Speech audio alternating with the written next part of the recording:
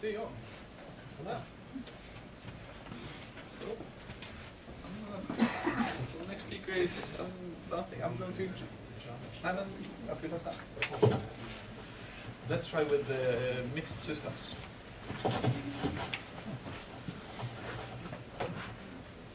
Okay. Så ja. Nej, vad gör jag? Just det, det känns jättekonstigt.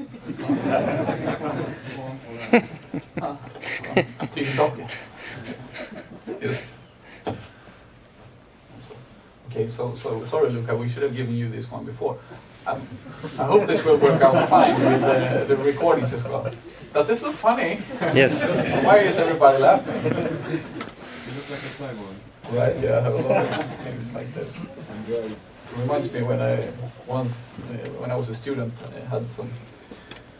I participated in a clinical trial as a research subject. Everything went well. Ja, det är fel alltså. My goodness. Like this? Let's see how it works out. And sorry again, Luca, we should have done this before you. But I think everybody got the most.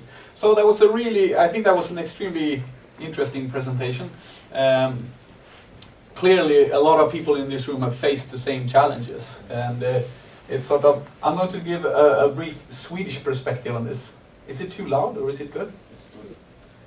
I get a lot of volume. So I'm going to just start with saying what SciLifeLab is. And SciLifeLab, where we are, Science for Life Laboratory is nowadays a national platform, sort of a unification of molecular high throughput platforms in Stockholm and Uppsala in one national center.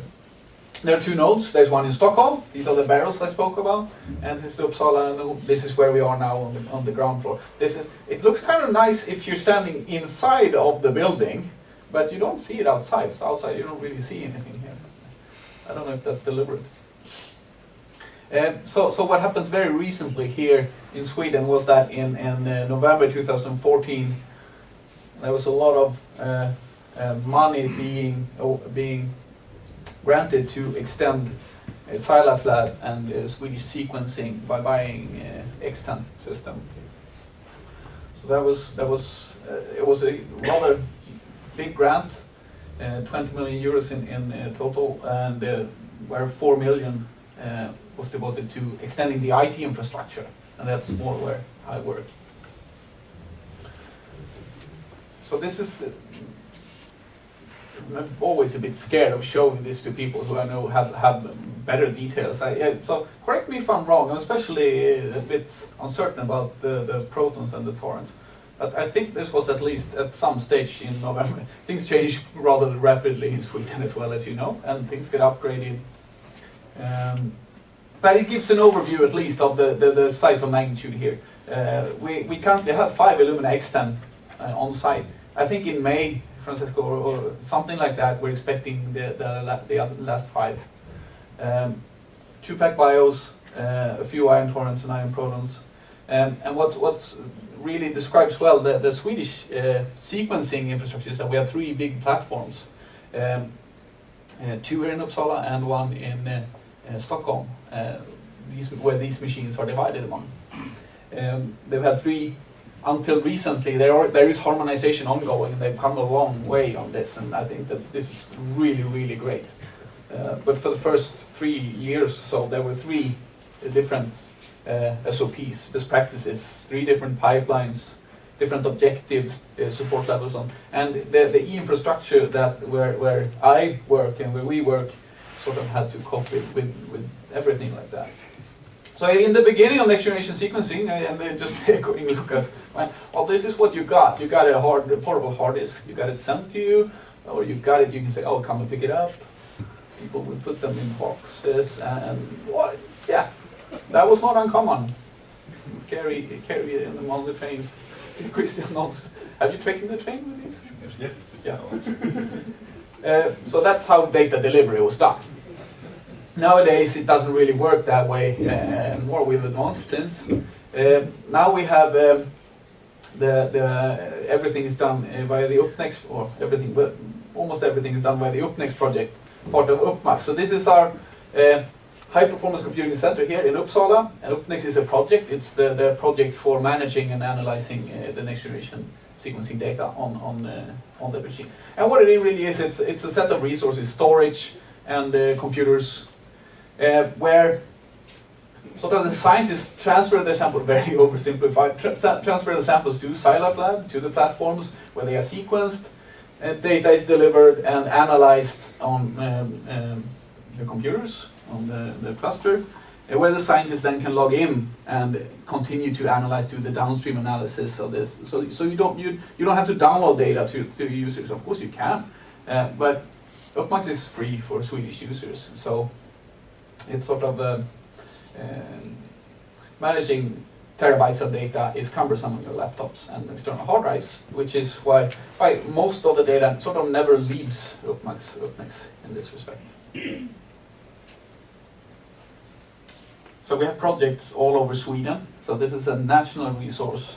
There are other resources. There are some strong research groups. Some are here today that have their own sort of sequencing machines and their own compute resources, but they are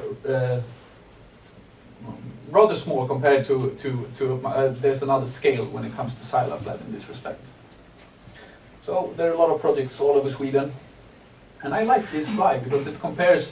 The blue is UPPMAX, all other than what do you call it, research domains. So this includes astronomy, material chemistry, physics, especially high energy physics.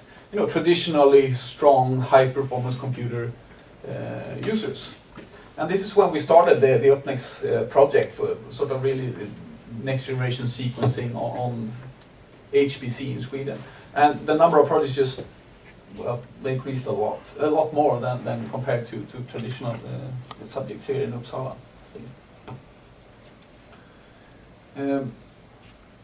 Not just the number of projects have become very large. There are also some really large projects in this. These are some examples of some of the sequencing projects that have been conducted, and there some species that's done. Norway spruce genome. It was the largest. Is it still the largest sequence? It's debated, right? There's some other. Sorry? There's another pine. Yeah, another pine tree. Or you Yeah, it's sort of yeah. One of the two largest genomes sequenced and assembled in the world. At the time it was the largest, yes. And you can still argue that maybe they did their analysis a little bit poorly, so they got. Yeah, you can always do that, of course. So what do you require to build a successful national e-infrastructure for data-intensive bioinformatics? Well, you need hardware. Of course, you need computers. You need network. You need storage. That's something you need to buy, and I mean it is really, really important. We're gonna have two presentations from our vendors that we used here. Sort of, we'll get some more information about that later. You need the software installed. I mean, you need a lot of software installed, and I mean, so many versions of different software continuously being sort of requested from our administrators. Can you install this? Can you install? Oh, there's a new version here. No. Okay, in the beginning we had to really hack. I remember Jonas Fahlberg is here as well, where he spent a lot of time patching early software to run in HPC systems. And maybe it took a few days, a week or something. Finally managed it done. Thank you, but now there's another software that, it's stabilized since. You need skilled people, obviously. You need people with expertise in computers. You need people with expertise in genomics, and you need some people who sort of stand between these. You need support services, support personnel, people helping others use it, because traditional biologists are not used to logging into a high-performance computer center with terminal and SSH. it's not one of their core expertise in general. So, I mean, very tightly coupled to support is of course the education part. We do a lot of education, giving courses here. We have one introduction to, I think it's named Introduction to NGS Data Analysis. Introduction to Bioinformatics using NGS data. Right, right. And it's given 4 or 5 times each year, 20 participants each time, and it's overbooked 4 times almost every time. So we have to have selection procedures to our people. So I mean, sort of, but we really cannot give that course more frequent. We don't really have the resources. So it shows a little bit about that. New methods. We're glancing towards new methods and frameworks, and Lucas' presentation I think was really great in showcasing that. It's a clock here, right? So these are some of the hardware resources that we have right now. It's not that interesting, but of course we have a cluster with a lot of some nodes. We have some storage resources, a few petabytes, a high memory machine, 2 terabytes, a lot of the Nova assembly, of course. We have our new production cluster in Nestor, 48 nodes dedicated for running pipelines. We have a very fast network very soon, which is the Swedish University network, connecting entire Sweden at really high bandwidth. And this is something that we should not forget. It really, without that, it would be difficult, because SciLifeLab is distributed. I mean, just because Uppsala and Stockholm here, but there are a lot of other people around Sweden also interacting with us. So it's definitely, it really is no bottleneck. So we should give proper credit. That SUNET is usually forgotten. It's sort of, you know, they hide in the back and you know, but they, I mean, it's really a core service for us in Sweden. We have a backup service where SNIC. SNIC is the Swedish National Infrastructure for Computing, and that means we have 6 HPC centers in Sweden.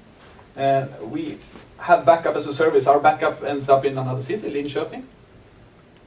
We have long-term storage at Swestor. Swestor is another service of SNIC, so this is the HPC community in Sweden. We replicate, where we have send data for long-term storage, it's replicated in 2 different cities. In case of something happening to one city, I guess. But you see, for I mean, backup and long-term storage all over Sweden, we need a fast network. It's really no bottleneck for us now. We have a new cloud system and the Mosler's extra high security system for personal data. There's a separate presentation about Mosler given by Jonas Hagberg, I think tomorrow. Yeah, we're expanding now, of course. The new X10 means we have to buy more resources. It's a bit of speculation because we're in the process of deciding what and how much we need to buy.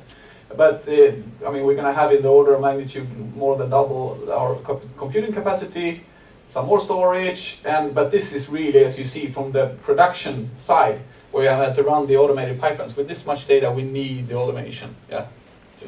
Echoing again. Okay. So this is sort of what we're looking at for the production system. So I think we're going to around 200, 250 16 core nodes just running automated production, crunching the X10 data. Okay, for the support platform, I'm skipping over this rather quickly. We have at SciLifeLab Bioinformatics platform the short-term support, we have the long-term support, and we have where I operate at UPPMAX. So we have you can get 1 or 2 weeks support, and that should be free of charge. You can get someone to help you out for 2 weeks or so. 6 months projects you have to apply for. There's a committee in Sweden sort of selecting who gets bioinformatics support by our experts here. Technical support you email and you try to solve them as quickly as possible. Highlighting some of the UPPMAX personnel working in this. There's a lot of personnel required to run a high-performance computing system. This is to give them proper credit. I'd like to highlight Sisham, asking a lot of questions in the back. He's our new recruit, started here. Will start here from 1st of February. Yeah, 2nd of February, 1st February Sunday. 2nd. All right, starting with the vacation.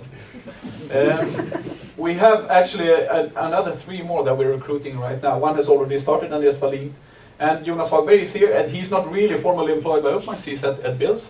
But since he's working so closely and sitting close to us, I sort of added a bit of transparency so he looks like a ghost. But he deserves his place among us. Where are you, Jonas? There you go. He deserves his place among us because he was here from the beginning of UPPMAX. Then he had a detour to some government agency and back again. So we started off having our research and production system at Ångström Lab in the computer lab. After that, we separated research and production. This is where we are now. We have our production cluster here in the basement. And what are we doing now? Well, we're going back to research and production in the big computer hall because we don't have space to have the production here in this building anymore. But we're going to have redundant resources here. This is how we do it. And finishing off with our infrastructure strategy, of course we have to expand our high-performance computers now to deal with the X10 and the data production. We also need to expand our computational resources to deal, because this is going to generate a lot of new data that the researchers will want to analyze. So that's equally important. As you know, X10 is for human data only right now. Human data on large scale, we are working to strengthening the security for HPC now. This is one of our primary objectives for this year. We're setting up a private cloud for interactive bioinformatics, for services, for GUIs, these kind of things. The Mossler system I talked about, Jonas will have a sort of presentation about that, how we can build a secure virtualization environment. And we are sort of glancing at the things that Luca talked about, the next generation bioinformatics and analytics stacks, Hadoop, Spark, these things. And this is to sort of show and put things in perspective. So this is UPPMAX, let's say on the axis. We have average percent of RAM used and average percent of CPUs used. So you reserve some resources and you use some. And if you look at traditional, let's call them physicists, they use almost 100% of the CPUs. They don't use that much RAM. That's fine. I mean, you can be up here as well, because usually it's a trade-off between RAM and CPU. So you can fine be up here. You don't want to be here where the bioinformatics people are, where we're very inefficient users. I mean, it's quite a lot of spread. But we use traditional HPC systems differently. We use it a lot. People work more interactively, for example. They fire up R session when they come in the morning and have it idle, and maybe bore the computer with some addition at lunch time and sort of turn it off when they go home. Workflows and pipelines we're interested in. Big data analytics, as I said, privacy, and also this translating results to healthcare, the clinical sequencing which is emerging. I don't have time to go into this in detail. Our challenge is, of course, manage data flood, supporting the community, make accurate projections. My goodness, how difficult that is in these times. What should we buy? How should we configure things? We try to summarize some of these challenges in an article we wrote last year. So, yeah, that was it. Thank you very much. If you have something, I think we should actually skip questions right now. I'm sure there are a few. Maybe one quick question if you have. Right in the back.